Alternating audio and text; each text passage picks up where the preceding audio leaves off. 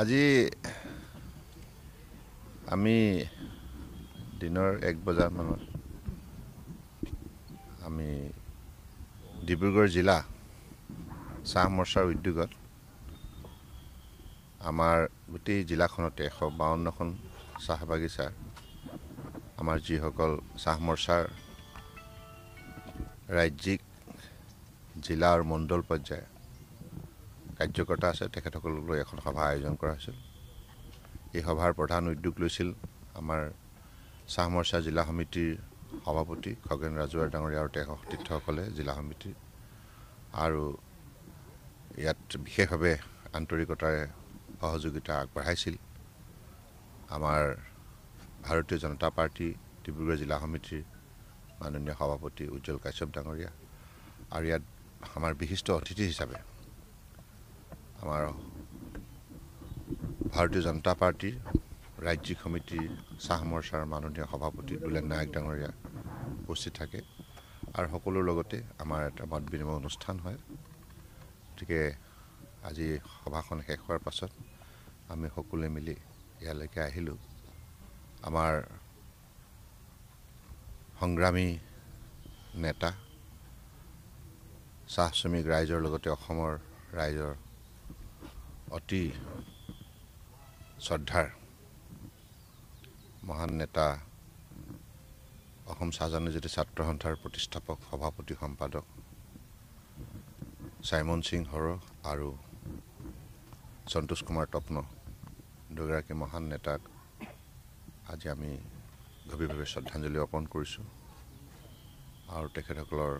যি আদৰ্শ তেখেতসকলৰ যি নীতি সেইটোক আমি বিশেষভাৱে শ্ৰদ্ধা জনাইছোঁ আৰু আগন্তুক দিনত আমি তেখেতসকলে আমাৰ অসমৰ সমাজ জীৱনত যিখিনি উল্লেখযোগ্য অৱদান আগবঢ়াইছে তাক আমি মনত ৰাখি তেখেতসকলৰ আদৰ্শৰে অসমৰ বৰাক ব্ৰহ্মপুত্ৰ পাহাৰ ভৈয়ামখনক বসবাস কৰা বৃহত্তৰ অসমীয়া সমাজখনৰ বাবে নিষ্ঠাৰে কাম কৰি যাম। ভাৰতবৰ্ষৰ জনগণৰ বাবে নিষ্ঠাৰে কাম কৰি যাম। আমি ভাৰতবৰ্ষৰ নিৰ্বাচনী আয়োগক আন্তৰিকতাৰে ধন্যবাদ জনাইছোঁ আৰু তেখেতসকলে দিন ঘোষণা কৰাৰ লগে লগে প্ৰতিটো ৰাজনৈতিক দলেই নিজ নিজ যিখিনি কাৰ্যক্ৰমণিকা সেইখিনি আগবঢ়াব আৰু সকলোৰ লক্ষ্য হৈছে জনসাধাৰণৰ সমৰ্থন বুটলা আৰু আমাৰ ভাৰতীয় জনতা পাৰ্টীৰ নেতৃত্বত NDA তৰফৰ পৰা যি প্ৰাৰ্থী আছে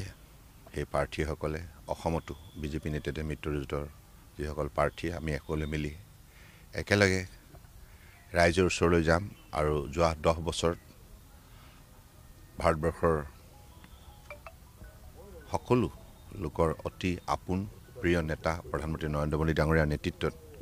যিখিনি উল্লেখযোগ্য সকলো শ্ৰেণীৰ সকলো জাতি জনগোষ্ঠী জাতি উপজাতিৰ বাবে সমগ্ৰ ভাৰতবৰ্ষতে যিমানখিনি উন্নয়নমূলক কাম হ'ল এই সফলতাৰ যি প্ৰতিচ্ছবিখন লৈ আমি জনসাধাৰণৰ মাজলৈ যাম।